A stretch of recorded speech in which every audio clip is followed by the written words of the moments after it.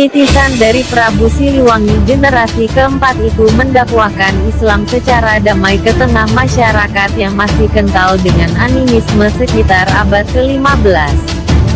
Gesekan daun bambu yang digerakkan angin mengiringi perjalanan tim wisata religi ke tempat peristirahatan terakhir Eyang Dalem Sanggadipati Kertamanah di Cikabulutan, Pasir Jambu, Kabupaten Bandung. Untuk mencapai lokasi itu, tim wisata religi meniti jalan setapak berpagar bambu sepanjang 150 meter dari gerbang masuk di Kampung Kabuyutan.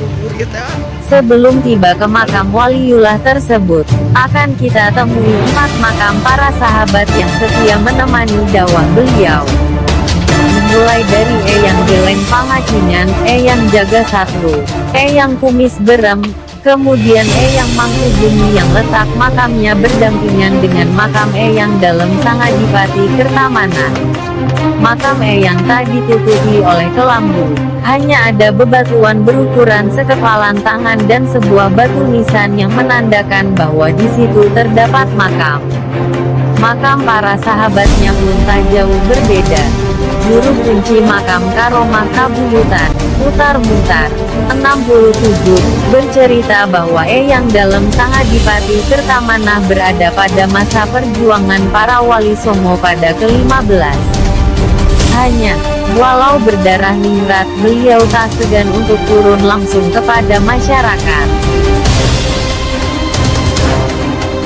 Tak hanya ilmu agama, leluhur dari Eyang Santoan Kobul itu juga mengajarkan bekal kehidupan.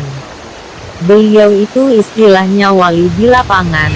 Siar Islamnya turun ke masyarakat, kemudian mengajarkan bagaimana cara bercocok tanam, berdagang, berdoa, kata Utar kepada tim wisata religi di Cikabulutan, pada hari Minggu tanggal 14.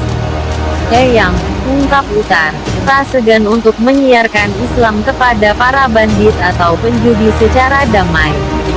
Perlahan tapi pasti, perubahan pun tampak hingga akhirnya mereka bersedia menunaikan salat dan taat kepada ajaran Islam.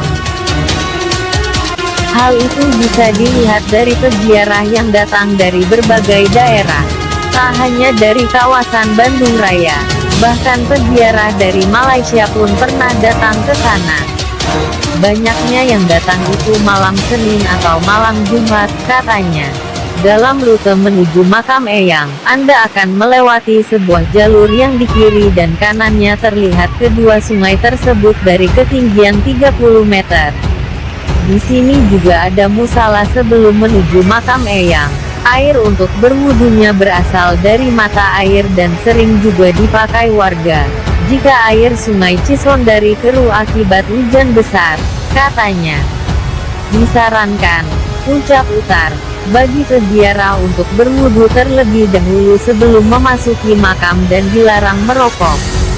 Berwudu agar doanya lebih mustajab dikabulkan oleh Allah dan dilarang merokok karena saat orang lain berdoa, ada yang merokok, ini bentuk penghormatan saja. Secara geografis, lokasi makam Eyang Dalem Sanggadipati Kertamanah berada di punggungan bukit yang diapit oleh dua sungai besar, yakni Sungai Cisondari dan Sungai Ciwidey yang aliran sungainya berasal dari lereng Gunung Patuha.